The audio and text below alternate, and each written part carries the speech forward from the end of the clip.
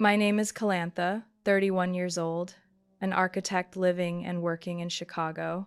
The story I'm about to tell may make your throat tighten, just as mine did that night when I stood in the grand ballroom at my parents' 40th wedding anniversary. What should have been a warm celebration of family turned into a public humiliation. When the MC introduced the slideshow of our happy family, I looked up at the giant screen, searching for myself among the glowing photos. But there was nothing. Only my father, my mother, and Ethan, my brother. My father stood, lifted his glass, and declared, "This is the only child we are proud of." More than 300 guests applauded.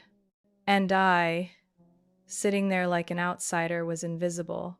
I didn't cry. I simply smiled, stood coldly, and walked out of the banquet hall as the music began to play. They didn't know I had been preparing for this moment for years, and what came after would force them to speak my name, whether in silence or regret.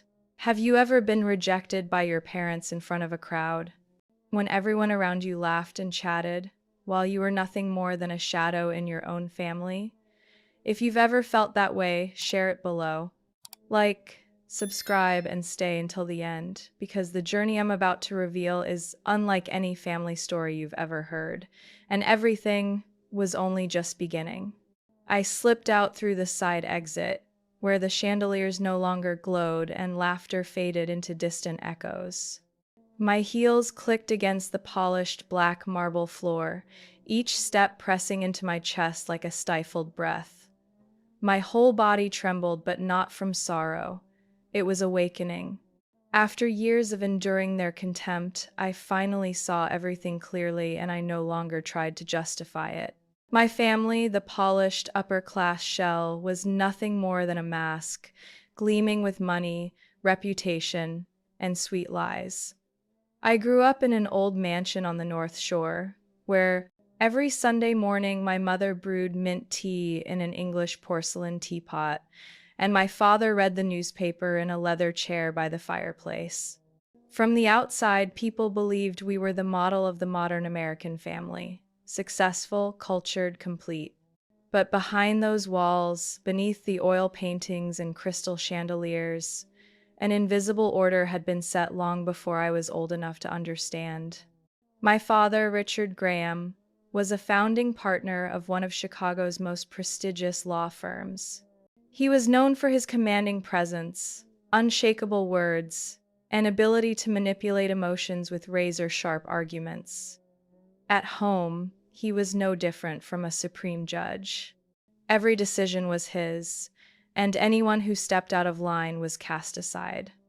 My mother, Vivian, was the CEO of a private hospital. Accomplished, always immaculate in public with her black velvet dresses, pointed heels, and carefully coiffed hair.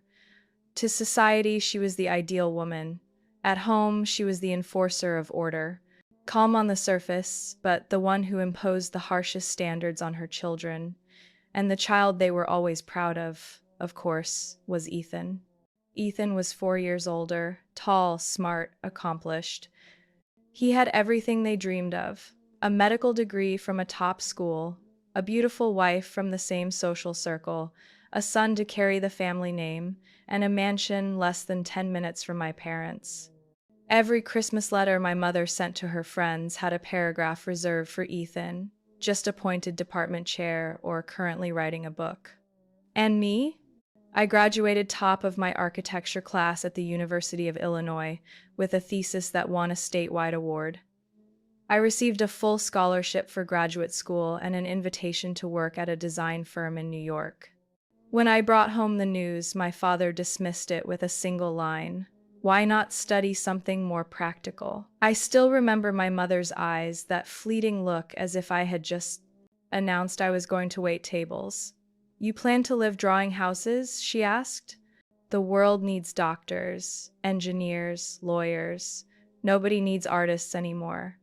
I once believed I wasn't trying hard enough, that if I won more awards, landed bigger projects, they would finally see my worth. But eventually I understood the problem wasn't me. The problem was that I wasn't Ethan. Ethan never had to prove anything. When he got into college, the family threw a party. When I got in, they said, "Good, that's the minimum." When Ethan got a C in a tough med course, my mother excused it. The pressure is enormous. It's understandable. When I earned an A+, she said, "Girls should study just enough, then think about starting a family."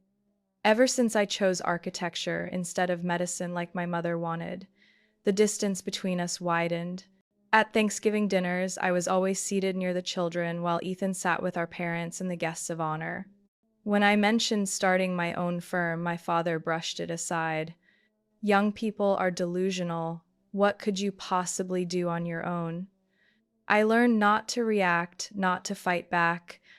I used their dismissive words as the foundation to build my own path. And because of that, I could smile walking out of that anniversary banquet without looking back. I wasn't there to beg for recognition anymore. I was there to confirm I no longer needed it. As I stepped into the back hallway, I heard my father's voice echo behind me. "She's probably upset. She's always sensitive."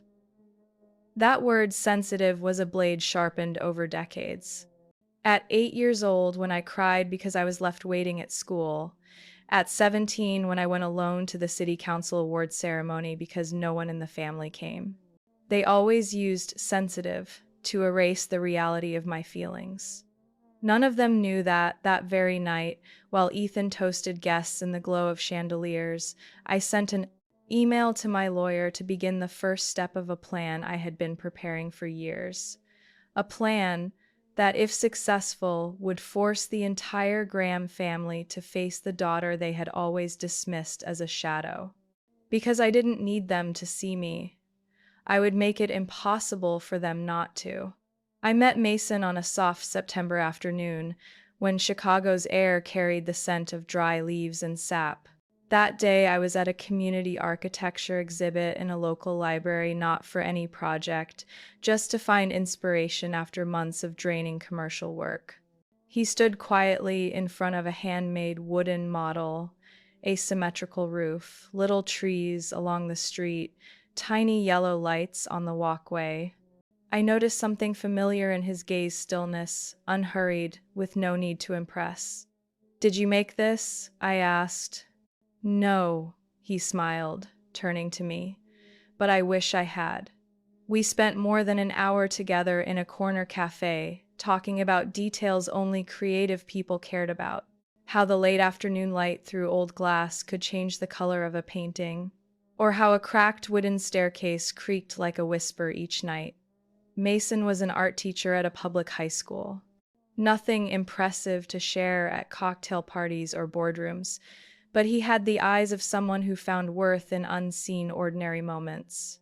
Every time he spoke of his students, kids abandoned in overcrowded classrooms, children who had never been told they were talented, my chest tightened. He didn't try to turn them into artists. He just taught them to see life differently, a little deeper, a little gentler. I fell in love with him before I realized it. When I brought Mason home to meet my family, my mother greeted him with a smile shaped like courtesy, but with no warmth in her voice. "Nice to meet you, Mason. Calantha says you teach art?" "Yes, at Roosevelt High." "Ah, public school," she nodded, her smile still fixed like a mask. That dinner was nothing but an interview. My father sat at the head, setting down his silverware each time he wanted to emphasize a point. "What are your plans for the future?" he asked, tone calm, like discussing the weather. "I'm currently working on a community art program for students who can't afford extracurriculars," Mason answered evenly.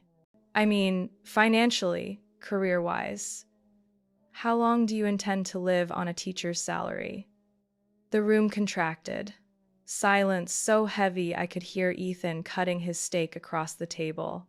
Under the table, I placed my hand over Mason's, squeezing gently.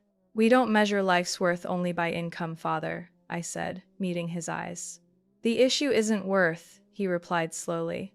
"It's reality. A man who wants a family must be able to provide. If not, he should step aside for someone who can." A chill ran down my spine.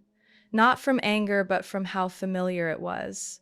Every conversation since high school circled the same axis: the successful man, the wise woman, and a family polished to fit their 30-year-old standard.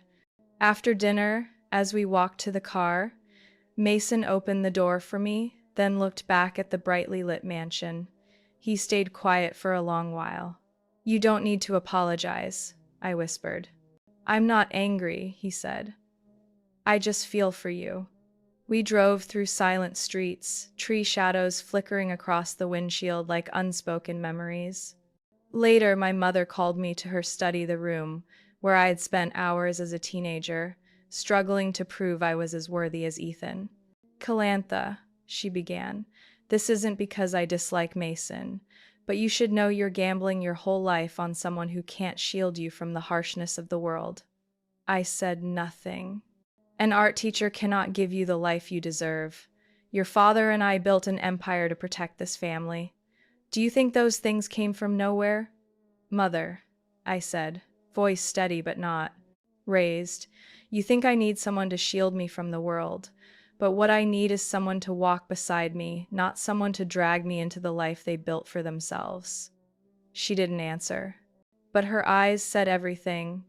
From that moment, I understood choosing Mason wasn't just about loving a man. It was a choice to break free from a value system that had imprisoned me since childhood. And I chose him, even knowing the cost would be my relationship with my parents, with Ethan, with the world I once belonged to. At least I would not live a life defined by someone else. Mason never promised me a mansion, a car, or power. He promised to listen, to stand beside me, never to turn me into a shadow in my own story. And that alone was enough for me to take the gamble. On the day of my company's grand opening, a soft drizzle fell over Chicago from early morning. It wasn't the kind of heavy rain that flooded the streets or forced people indoors, but a quiet, persistent mist, like the sky's way of testing those daring to begin something important.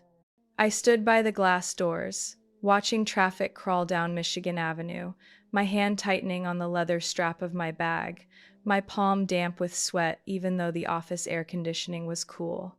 The space I had rented was on the 11th floor of an old River North building, once a printing factory, now refurbished into workspaces for young entrepreneurs. The original wooden floors still bore scratches, the brick walls were left exposed, and the ceiling lights preserved their industrial style. Every detail was my choice, because I wanted this place to reflect the essence I believed in: raw, unpolished, authentic. 3 months earlier, I had emptied out nearly 10 years of savings to do what no one in my family thought I'd dare: open my own architecture studio. I named it G Vertical Bar A Studio, short for Graham and Associates, but also a subtle reminder that I was still part of that family no matter how many times they had disowned me. I sent invitations to more than 40 people: old classmates, former colleagues, professors, potential partners, a few first clients, and of course, my parents and Ethan. I called my mother, trying to keep my tone gentle. "I just want to invite the family to come. It's a small opening, nothing extravagant." On the same day as Ethan's awards ceremony in New York, my mother cut in. "Sweetheart, we've had that planned for months. Your father is giving a speech he can't cancel." I was silent for a few seconds before answering, "Yes, I understand." My mother didn't apologize. She simply added, as if to soothe her own conscience, "Ethan truly deserves it. You should feel proud, not resentful." I hung up, sat frozen in my chair for a long time. The framed sketches on my office walls blurred in my eyes. I had spent my whole life waiting for them to show up just once as supporters, not judges. But clearly, that was never part of their script. That evening, the opening was warm and moving. Mason helped me welcome guests, brewed coffee for each of them himself, and talked to my friends as if they were family. Old classmates hugged me tightly, saying they weren't surprised at all I had made it here. A few clients approached, shook my hand, and asked about upcoming projects. Someone even said they loved how I designed spaces. as if you can hear the house breathe. I smiled, thanked each of them, and kept my voice steady and clear. Only after most of the guests had left did I check my phone out of habit, scrolling through social media. And then I saw the photo. It had been taken in the main hall of the Waldorf Astoria, New York. Behind them was a dark blue banner reading National Medical Innovation Award. My father stood in the center, tuxedo sharp, hand resting proudly on Ethan's shoulder. My mother's arms circled Ethan's waist, her radiant smile barely able to contain her pride. The caption read, "Clearly, the Graham family, we have only one pride." I stared at those last 6 words, feeling as though thin ice had just cracked beneath me. No pretense, no cover, no hesitation. They said it outright, in public, before the press. I didn't exist. I stepped onto the balcony, the cold wind slapping my face, the scent of rain mixed with exhaust rising from the street below. Mason saw me trembling, draped his coat over my shoulders, and stood quietly beside me. A long time passed before I spoke. They truly believe that, and said it out loud. "I know you're hurting," he said, "but you don't need to prove anything anymore. Look at yourself. You've built this place with your own hands." I rested my head on his shoulder. In that moment, the storm inside me calmed, not because the pain was gone, but because I no longer had to strain to be worthy. I finally understood that their absence from my opening wasn't an ending for me. It was the end of an illusion that one day I would be someone they could be proud of. I no longer needed them to see me the way they saw Ethan. I only needed them to know I existed, that I lived, and that I was building something they could never comprehend. I went back inside, sat at my desk, opened my laptop, and began drafting thank you letters to the people who had come. I signed Calantha Graham, founder of G Vertical Bar, a studio. That was all. But to me, it was enough to create a silence that echoed inside. My grandfather passed away on a biting cold December morning, snow covering the steps of St. Paul's Church near Lincoln Park. The whole city was shrouded in a pale mist, and though the weather was bleak, nearly 100 people came to his funeral, former students, old colleagues, neighbors whose roofs he had once fixed for free, and even a few homeless men carrying white chrysanthemums. Richard and Vivian sat in the front pew, Ethan and his wife beside them, while I slipped quietly into the third row among strangers. My mother didn't bother to look back when I entered. My father gave me the faintest nod, like acknowledging a familiar guest, not his own daughter. I wasn't sad about that. My grandfather, William Graham, was the only one who had ever looked at me with genuine belief. As a child, I had spent hours with him in the glass house behind the mansion, learning how to observe the structure of branches, the way roots spread, the way sunlight fell through layers of leaves. "Architecture begins with nature," he used to say. "If you understand how a leaf twists in the wind, you'll understand how a roof must welcome the Sunday." He was the first to gift me a set of drafting tools, the only one to attend my very first award ceremony, the one who once whispered after Ethan's birthday dinner, "You've always been stronger than him. You've just stayed quiet too long." 3 weeks after the funeral, his law office sent letters to all family members for the reading of his will. It was held on the ground floor of an old office building on Clark Street. The meeting room, paneled in dark wood, smelled of aged paper and leather chairs, heavy with formality. Ethan arrived in a charcoal suit, hair neatly combed, clutching a takeaway coffee like he was ready for a strategy session. My mother sat beside him, her eyes sharply lined, though her lips were pressed tight.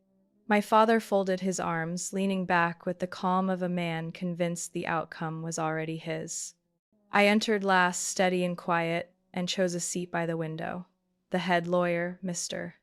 Wexler, opened the leather file, adjusted his glasses, and began with the usual: donations to charities, shares left to longtime staff, instructions on certain assets.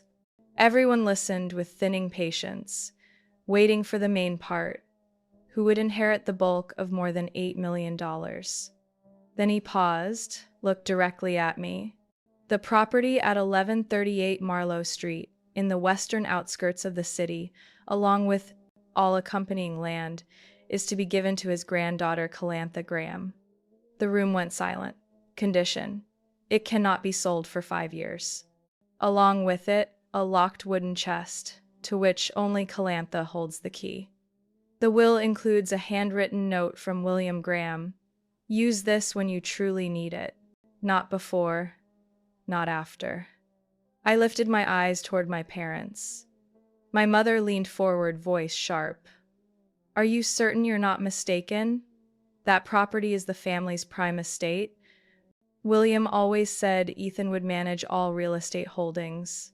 The will was updated 8 months ago with full medical certification of sound mind, Mr. Wexler replied evenly. At that time, he was already confused, my father interjected.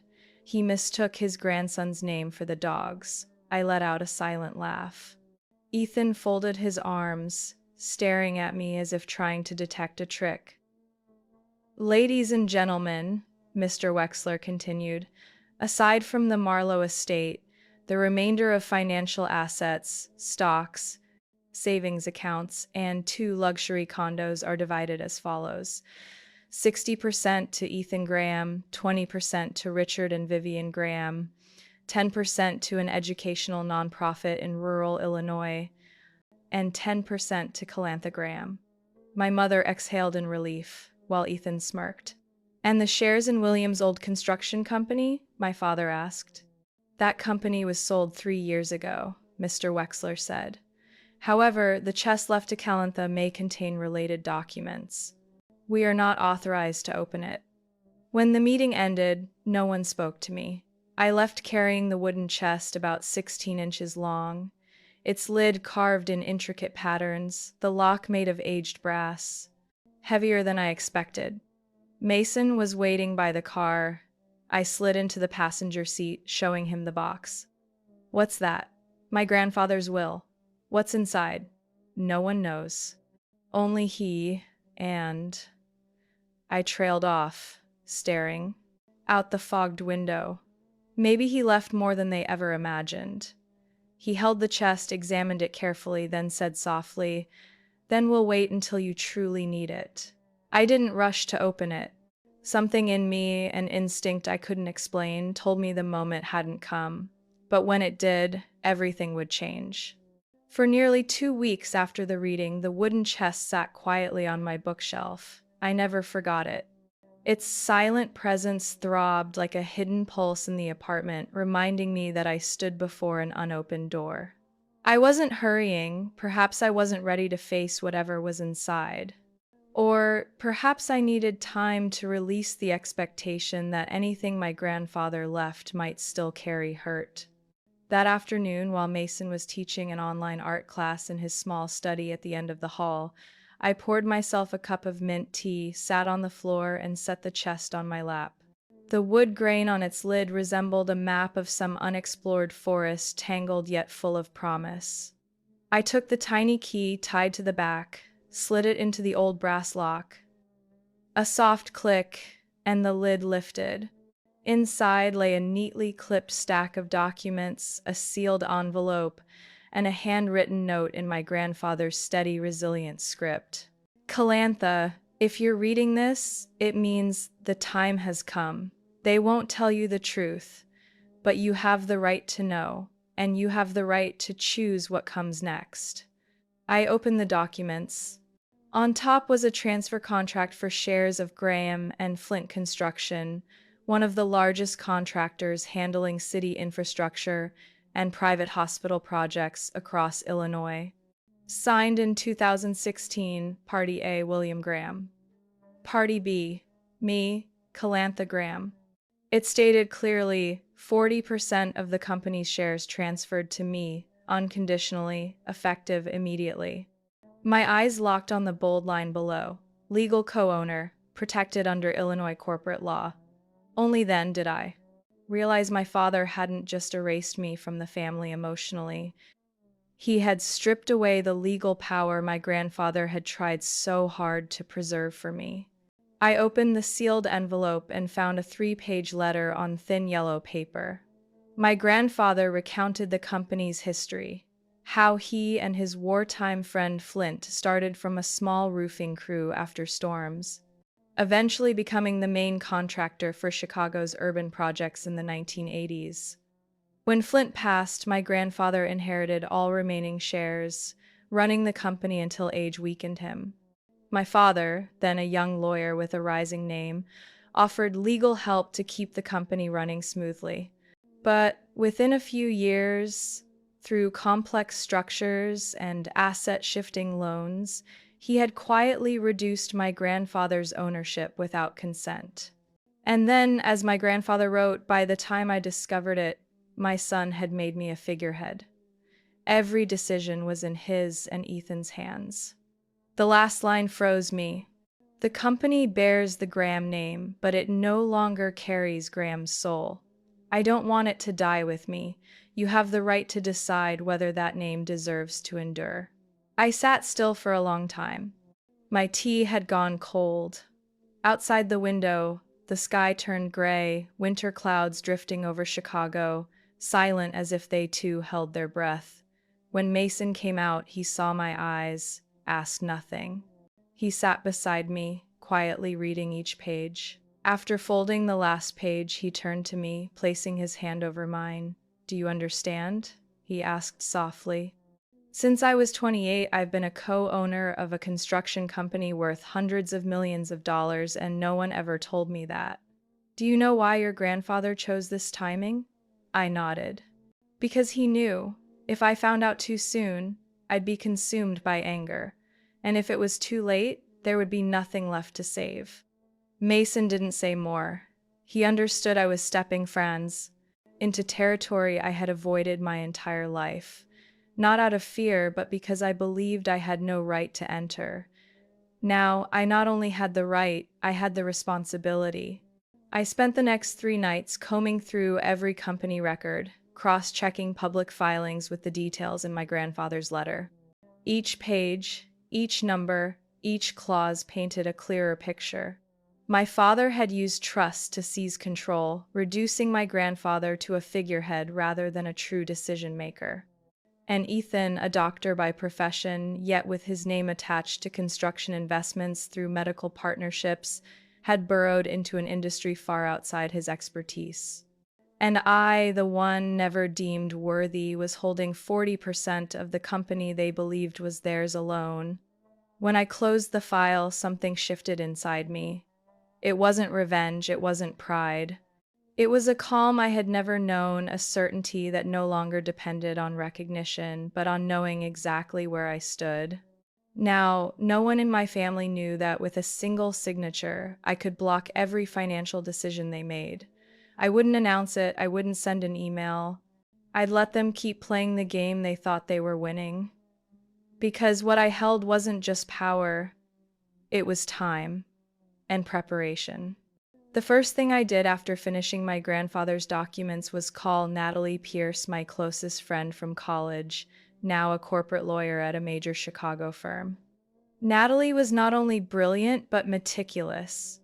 We had once shared everything, including the unspoken weight of growing up in homes where achievement always mattered more than kindness. I sent her the entire transfer contract, the will, and my grandfather's handwritten letter. By the time we met the next day, she had prepared a thick folder, her red ink circling every crucial clause. "You're holding real, unpredictable power," she said, her eyes no longer those of a friend but a professional. "This contract is airtight, legally binding, no coercion, no expiration. It was notarized and recorded in the interim shareholder register before your father restructured the company. If we reactivate it and update the business registry, your shareholder rights will be fully restored." "And what about Ethan and my father?" I asked evenly. "They may not know," she replied. "After 2019, your name vanished from official filings, but if you step forward now, they'll prepare a counterattack. If you want real leverage, you wait for the right moment." I went quiet. "I think that moment is coming." It wasn't some vague intuition. Mason had just heard from a former colleague now at the city planning office that Richard and Ethan were pushing a $60 million medical and housing complex in northwest Chicago. If approved, it would earn them prestige and political favor, backed by special loans and permits. What they didn't realize was that Graham and Flint Construction had been tapped as the lead contractor, and I, as co-owner, had the authority to intervene in every financial decision. Natalie proposed we start by filing a shareholder reinstatement notice with the board. Simultaneously, I signed her as my proxy to update the business registry, submitting the contract and will with a notarized statement from my grandfather's lawyer. We didn't notify Richard directly. I wanted them to find out in the most jarring way possible. Meanwhile, I lived as if nothing had changed. I went to work, went grocery shopping with Mason on weekends, took project photos, drank Monday morning coffee, but beneath the surface, gears were quietly turning. A week later, I received an email from the company's board. My ownership was confirmed, and Richard was required to appear at the next meeting to clarify internal shareholding. Ethan received the same notice. I didn't attend. Natalie represented me, armed with every document and authorization. That afternoon, as Mason and I were reviewing community center blueprints at G Vertical Bar A Studio, my phone buzzed. Ethan's name lit the screen. I stared at it for a few seconds before answering. "What the hell do you think you're doing?" His voice was raw with fury. "Hello, Ethan. Everything I'm doing is within my legal rights." "Legal rights? You have no claim here. This company belongs to Dad. He transferred it to us years ago. Grandpa never gave it all away, and his share he left to me. You think you're smarter? You think you're taking something back? You don't know what you're playing with, Calantha." "I'm not playing," I said calmly. "I'm reclaiming what was mine and protecting it from being sold off like a trinket." He hung up without another word. 5 minutes later, Natalie texted, "Board just issued notice to freeze new project contracts due to unresolved shareholder dispute. Signing suspended indefinitely." I closed my laptop, leaned back in my chair, my hand gripping the untouched coffee cup. Mason sat beside me, watching quietly before whispering, "They won't back down." "I don't need them to," I replied. "I just need them to see I'm not the outsider they thought I was." The next day, the Chicago Post business section ran, "Graham and Flint Construction blocked from medical complex over shareholder dispute. Source reveals unexpected stakeholder with legal veto power." My father must have read it over his morning glass of orange juice and the Wall Street Journal. Ethan likely saw it the moment he woke, sitting in bed beside his wife, phone in hand, but neither said a word to me. They chose silence, pretending once again that my existence could be ignored to preserve their perfect image. But this silence wasn't to hurt me. It was to avoid colliding with something they could no longer control. I didn't reach out, didn't confront, didn't argue, because true power isn't shouting to be heard. It's when you walk into a room and everyone falls silent without you saying a word, and I had just entered that room. The invitation came from my mother on a Tuesday afternoon as I was reviewing a 3D school model. A simple text, "This Saturday, 6 p.m., dinner at the estate. We need to talk." I paused before replying. "Fine, I'll come." No one asked if I was well or if I was free. In my family, the only thing that mattered was showing up on time, in role. But I wasn't coming as the dutiful daughter. I was coming as the one holding the truth they had hidden all their lives. Mason offered to come. I told him to stay. I need to walk in alone. They have to see I don't need anyone standing behind me to speak the truth. Saturday evening was overcast. Lake Michigan winds bending the trees along Sheridan Road. I drove past the neighborhood where I grew up, past streets lined with golden maple leaves, past postcard-perfect houses with white porches.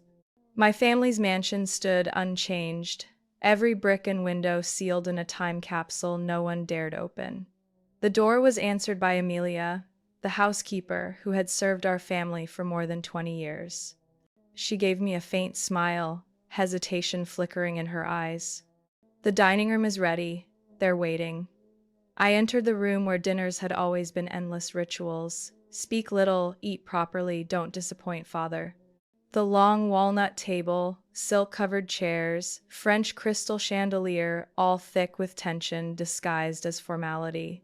My father sat at the head, as always. To his left, Ethan, polished in a charcoal tie, arrogance tightly reined.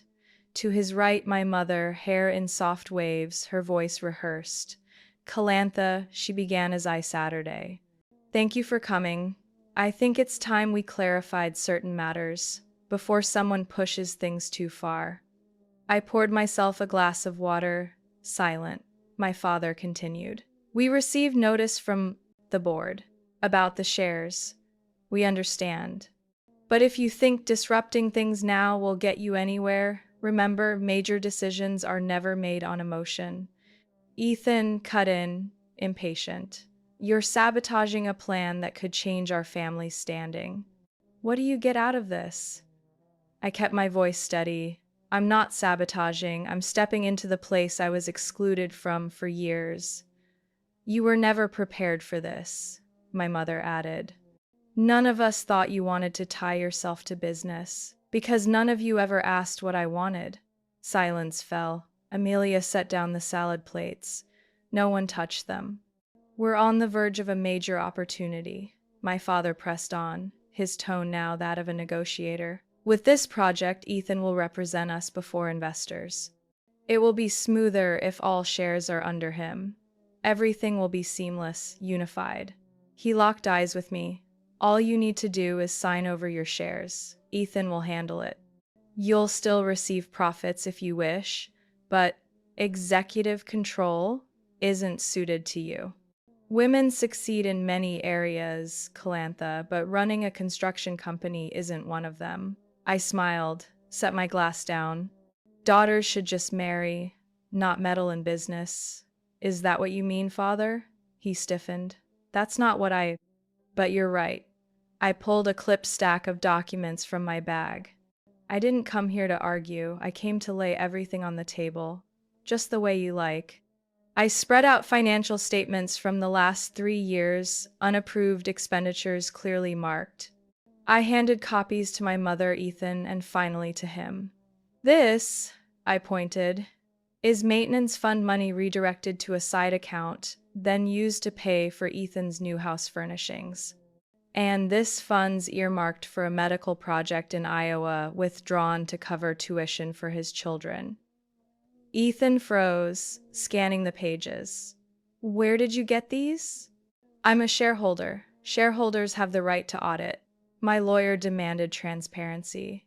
And this is only the beginning. My father leaned forward, face taut, gripping one page. You don't understand. This is internal arrangement. No, father. This is internal abuse of power. And if I choose, I can demand an external audit. My mother set the papers down, her face drained of color. The room sank into a heavy silence. No one ate, no one spoke. I sat upright, feeling like a stranger walking into my own home, but no longer afraid of being pushed out. Because this time, I wasn't here to beg for recognition. I came with the truth, and the truth doesn't need permission to exist. I watched quietly as each pair of eyes shifted from confusion to anger to shock. My father could no longer maintain his usual composure. He gripped the edge of the paper so tightly that his knuckles turned white. My mother glanced at Ethan, waiting for an explanation, but Ethan remained mute, his face drained, pale as fractured porcelain. No one had expected me to present those financial records. They still assumed I must have stumbled upon them, or that a lawyer had coached me. They didn't yet grasp the whole picture. I rested my hands on the table and spoke, slowly, clearly. Perhaps it's time you all knew something else. That commercial project Ethan was about to sign, the one suspended because of an invalid proxy, was the very project Mason reviewed for me, detail by detail. My mother lifted her head. You mean Mason? I nodded, my gaze fixed on my father. Yes. Mason is not just an art teacher, as you've always believed. My father furrowed his brow, searching his memory. I pulled another file from my bag, a copy of Mason's professional resume and internal project reports from Winslow and Hughes, a prestigious New York construction firm. I slid it toward my father and Ethan. Mason was a senior design consultant there. He oversaw drawing quality, directly supervised projects worth hundreds of millions in Manhattan. He didn't leave because he was fired. He left to pursue his passion for art. But even after leaving, Mason maintained professional, financial, and technical connections. And more importantly, he kept a broad strategic view of the construction field. I paused, then looked straight at Ethan. Mason was the one who re-examined the entire proposal you and father were about to sign with the Middle Eastern investors. He caught minor adjustments in the material documentation, subtle, but enough to create millions in discrepancies between the budget and actual cost. Those adjustments weren't obvious, but once buried in additional expenses, they could serve as a perfectly legal pretext to siphon funds. Ethan's face flushed red, but his eyes slid away. I allowed myself a faint smile, not mocking, but like someone placing a chess piece that had been prepared long ago. And I believe both of you know exactly who inserted those costs. My father said nothing, his hands clasped tightly, lips pressed thin. My mother looked at me bewildered. You're saying Mason has been monitoring our company's finances and technical operations from afar? I nodded slightly. He never intervened directly. But when I inherited those documents from Grandpa, he was the first person I thought of. No one else understood the company's workings so well or could offer such an objective perspective. I turned back to Ethan, my tone no longer angry, just cold and precise. You've always belittled Mason, thinking he was an outsider. What you didn't realize was that while you were using the company to cover debts and disguise shady deals, Mason was quietly analyzing every blueprint, every report you signed, silently, without bragging, without threats, simply to help me protect what little true value remains of the legacy our grandfather left behind. Ethan shot up from his chair, sending it crashing against the marble floor. What are you implying? That you set me up? I met his eyes without flinching. I didn't set up anyone. I only did my duty as a shareholder. If you feel cornered, maybe it's because of how you've been using your power. My mother raised a hand to her forehead, as though struck by a sudden migraine. My father leaned back in his chair, exhaling quietly. His gaze carried fatigue, but I couldn't tell if it was exhaustion from being exposed or from realizing he could no longer control me. Calantha, my mother's voice softened. What is it that you want? I turned to her, my eyes gentler but resolute. I want nothing. I don't seek a larger share. I don't need press conferences or titles. I just want to preserve the value Grandpa entrusted to me and protect it from being wasted by greed and arrogance. If necessary, I will use my full shareholder rights to block any transaction that lacks transparency. The air thickened in the dining room, a place where only one voice had ever been allowed to dominate. Now, every gaze was fixed on me. No more contempt, no more commands. Only the silence of people forced to accept that they had underestimated the one person who no longer needed this table to prove herself. News of the extraordinary shareholders' meeting swept through Chicago's financial circles like a storm. Newspapers, local TV, investment channels all reported the same. Richard Saunders, chairman and CEO of Saunders Holdings, had officially stepped down under pressure from shareholders and internal investigations. I sat in my temporary office on the 9th floor of headquarters, staring out the tall windows toward the Central Park. Chicago's morning was wrapped in light mist, weak sunlight filtering through skyscrapers like threads of silver. On my desk lay a restructuring plan Mason and I had worked on for weeks, annotated in red and blue ink. Miss Calantha, my new assistant Julia entered quietly. The board has just voted. The count is 6-2. You've been elected co-CEO. I looked at her and gave a slow nod. Not surprised, but subdued. It wasn't triumph, it was more like a quiet confirmation. After all these years, finally there was a seat at the table for my voice. Thank you, Julia, I said evenly. Please have Mr. West from Finance meet me after the session, and let audit know I want the last 3 quarters reviewed. Every marketing expense must be reconciled against the original plan. Julia left. I sat still for a moment, hand resting on the plan, as though I had just cleared decades of dust from a long-abandoned room. That afternoon, Ethan came to the office. He wasn't in a suit this time, just a gray shirt, no tie. His face was hollow, stubble across his chin, no trace of the confident man who once stood beside my father at major conferences. I met him in the lounge, not the boardroom. I didn't want another tribunal. He sat opposite me, silent for a long time before speaking. You've won. I shook my head slightly. No one wins here, Ethan. The only truth is that lies can't be buried forever. He leaned back, letting out a bitter laugh, though his eyes were empty. Dad trusted me. Everyone thought I was worthy. They said it for 20 years. And for what? An old mansion and a locked box destroyed everything. I looked at him steadily. It wasn't the box. It was what you did with the trust placed in you. Ethan didn't reply. He left quietly, the way he came. I didn't know where he was headed, but I knew the documents I had turned over to the Asset Management Committee would ensure he faced consequences for the company funds he misused. A few days later, my mother Vivian came to my office. I had expected her to avoid me, especially after all that had happened. But there she stood, in an elegant cream coat, makeup subtle, carrying herself with the poise of a woman bred in privilege. May I have a few minutes? She asked. No pretense, no circling. I invited her in.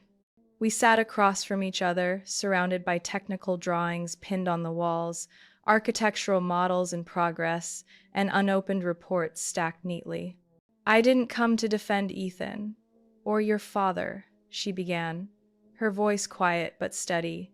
I came because I need to say something I should have said long ago. I stayed silent. I was wrong to think you'd be happier staying out of conflict, away from power struggles. I was wrong to let you endure in silence. And I was wrong not to see what you were building. Every single day. My throat tightened, not from sentiment, but because it was too late. I no longer expected to hear such words. I thought Ethan would preserve the company, uphold the name, carry on his father's path. But it's you who saw the root of the problems. And even without guidance, you walked through them all on your own. I looked at my mother. She no longer carried the gaze of someone above it all. For the first time, her eyes were simply human. My saying this isn't to ask for your forgiveness, she continued. I just want you to know I see you, and I hope that one day you'll understand why I stayed silent for so long. I stood and walked to the window. Gray buildings shimmered in the afternoon sun, traffic heavy below, life carrying on as always. Turning back, I looked at my mother. Maybe you never chose to stand by me, but I won't let bitterness guide me. I have work to do, and if you truly want to start over, I won't stop you, but I can't forget either. She nodded, eyes rimmed red. Then, I wish you strength, and if you need me, I won't leave again. I said nothing more. When she left my office, I stood there for a long time before returning to my desk. Stacks of unresolved files, calls waiting for responses, restructuring plans needing to be executed. But inside, something had closed. and another chapter was opening not for revenge, but to build something worthy. Under the warm lights of the conference hall, I stood at the podium facing hundreds of people, shareholders, young architects, reporters, and architecture students from across the state. The backdrop behind me read, "The Calantha Fund, Building Futures for Young Architects." Their faces were attentive, filled with both expectation and trust. I glanced down at the prepared speech but didn't open it. My hand rested lightly on my stomach, showing beneath a simple cream-colored dress. In the front row sat Mason, his eyes calm, as though every storm in the world had already passed.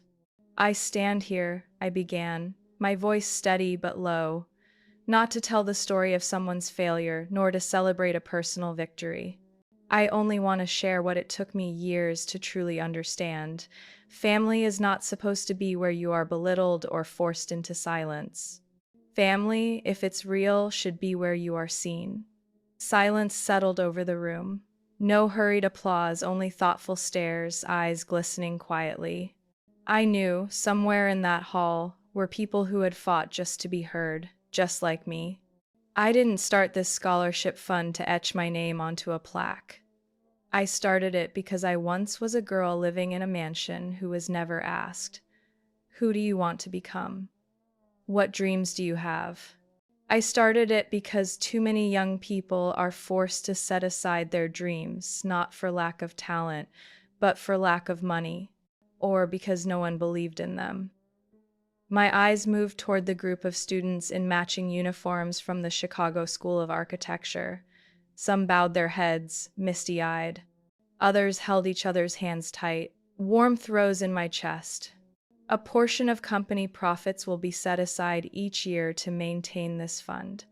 Beyond tuition, we'll support students in joining international projects, accessing new technologies, and most importantly, having someone who always believes they are worthy.